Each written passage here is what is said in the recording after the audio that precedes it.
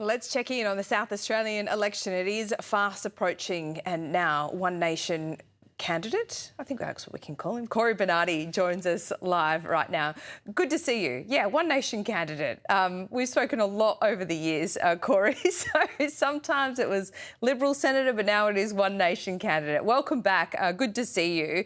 I first want to ask about any preference deals being done or spoken about. Are you in any early stages of negotiation? Clearly, I'm talking to a lot of colleagues in different political outfits because they want to ride the One Nation wave to their benefit. But ultimately, Pauline Hanson has always said that preferences are for individual voters to pursue. And one of our actual key policies this year is to make compulsory preferential voting actually optional so that people don't have to or are not forced to vote for a party that is against their values or is against their lifestyle or how they want to live their lives. And I think that would be true democracy in this state. So at the moment, we're saying to people, you can make your choices yourself. But you will do some deals, will you not? I don't know if you want to call them deals. You know, in the end, we're going to have to make determinations about who is the least offensive party for our votes to flow onto if they're needed like that. But our ultimate goal is to be the final two, and so hopefully our preferences won't be distributed. Who is the least offensive? That's a very good question, isn't it? I know we'll put the Greens last, unless there's some sort of even more communistic party there.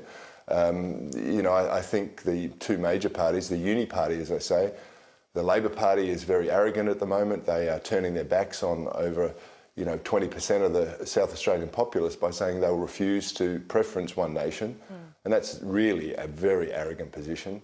The Liberals, very hard to show some love for them because they've actually done nothing except have a revolving door of leadership over the last 4 years, haven't held the government to account at all, let down the South Australian people.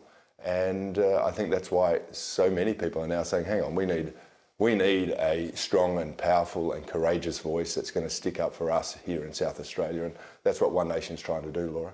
What have you seen on the ground as well? Because there is a big question here at the South Australian election about how you translate in the polls. One Nation typically has not seen that high level of polling translate into actual votes at an election time. So what are the KPIs? What's the measure of success in terms of results at this election for One Nation?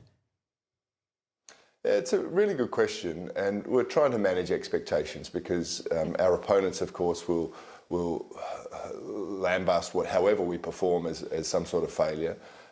We know the attacks will come in the next couple of weeks to try and drive down our vote.